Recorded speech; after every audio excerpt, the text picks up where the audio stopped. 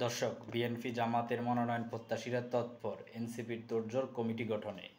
৮ মাসের ব্যবধানে রাজনৈতিক দলগুলোর তৎপরতা আকাশ পাতাল বদলে গেছে। গত বছরের ৫ই আগস্ট শেখ হাসিনা সরকারের পতনের আগে আওয়ামী লীগের নেতাকর্মীরা যেখানে অনেকটা একতরফাভাবে রাজনৈতিক মাঠ দখলে রেখেছেন, তারা এখন লাফাত্তা। অন্যদিকে হামলা, মামলা ও নিপীড়নে ঠিকমতো কর্মসূচি পালন করতে না পারা বিএনপি জামাত নেতারা ঘটা করে নির্বাচনী প্রচারণা চালাচ্ছেন।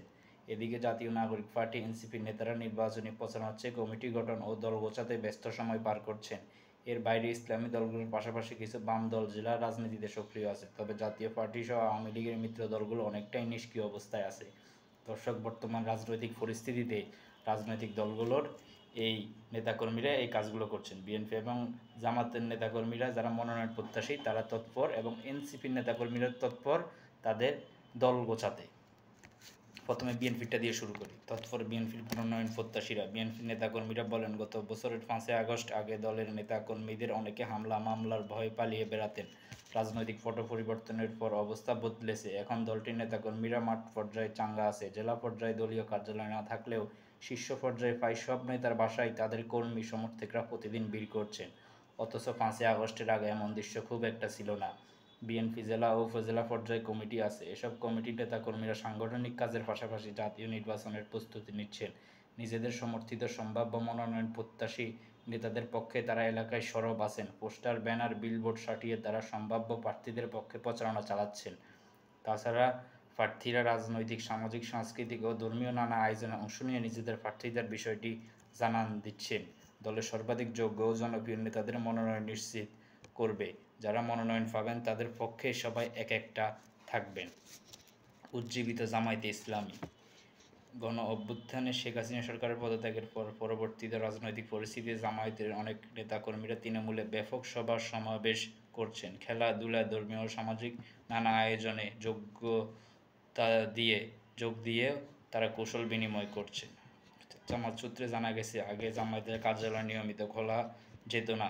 এছাড়া উপজেলা জামায়াতের কার্যালয়গুলো তখন পুরোপুরি বন্ধ ছিল। পরিবর্তিত রাজনৈতিক পরিস্থিতিতে এখন জেলা ও উপজেলা কার্যালয়গুলো নিয়মিত খোলা হয়। নেতাকর্মীরা কার্যালয়ে বসে সাংগঠনিক কার্যক্রম পরিচালনা করছেন। সম্ভাব্য প্রার্থীরা মাঠ গুছিয়ে এলাকার ভোটারদের সঙ্গে নিয়মিত যোগাযোগ রক্ষা করে চলছেন। এছাড়া কর্মী সমর্থকরা সাংগঠনিক কাজ নিয়ে সক্রিয় আছেন। সবাই এখন উজ্জীবিত। এনসিপির তোড়জোড় কমিটি গঠনে।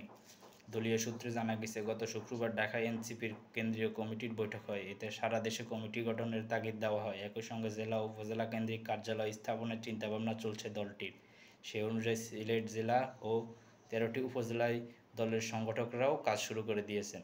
এনসিপির সঙ্গে যুক্ত নেতারা বলেন, কমিটি গঠনের ব্যাপারে এক ধরনের নির্দেশনা দেওয়া হয়েছে। জেলা ও উপজেলা আহ্বায়কদের বয়স ৪০ বছরের উপরে থাকতে হবে এবং সর্বনিম্ন ৩১ বছর থেকে সর্বোচ্চ ৫১ জন নিয়ে জেলা আহ্বায়ক কমিটি এবং সর্বনিম্ন ২১ থেকে ৪১ জন নিয়ে উপজেলা আহ্বায়ক কমিটি গঠিত হবে। আগামী ৬ মের ভিতরে কমিটি জমা দেওয়ার নির্দেশ দেওয়া হয়েছে। তবে তারা নির্বাচন কেন্দ্রিক প্রচারণার চেয়ে সাংগঠনিক প্রচারণার উপর বেশি জোর দিচ্ছেন। এখন জেলা ও উপজেলার কমিটি গঠন নিয়ে কাজ চলছে, নির্বাচন নিয়ে আপাতত তারা ভাবছে না। অর্থাৎ দর্শক, এনসিপি তাদের দল গঠন নিয়ে তারা ব্যস্ত সময় পার করছে। তারা নির্বাচন নিয়ে আপাতত ভাবছে না, এবং দল নিয়ে, দলের কমিটি নিয়ে তাদেরকে কিছু নির্দেশনা দেওয়া হয়েছে কেন্দ্র থেকে। আর দর্শক, আওয়ামী লীগের অবস্থা। আওয়ামী লীগের জেলা ও মহানগরের শীর্ষস্থানীয় ও গুরুত্বপূর্ণ নেতাদের প্রকাশ্যে ঘোরাফেরা করতে দেখা যাচ্ছে না। মুঠোফোনও বন্ধ। অনেকে গ্রেপ্তার এড়াতে আত্মগোপনে আছেন। অন্যদিকে আওয়ামী লীগের মিত্র হিসেবে পরিচিত জাতীয় পার্টি ও ১৪ দলের কোনো কর্মসূচি সেই অর্থে দৃশ্যমান নেই। দর্শক, এই হচ্ছে আমাদের রাজনৈতিক দলগুলোর বর্তমান অবস্থা। তারা স্থানীয় পর্যায়ে তারা এসব বিষয় নিয়ে সক্রিয় আছেন। আসসালামু আলাইকুম। ভিডিওটি ভালো লাগলে অবশ্যই সাবস্ক্রাইব করে দিন, এবং যারা ফেসবুকে দেখছেন আমার পেজটি ফলো দিয়ে দিন এবং ভিডিওটি শেয়ার করে দিন।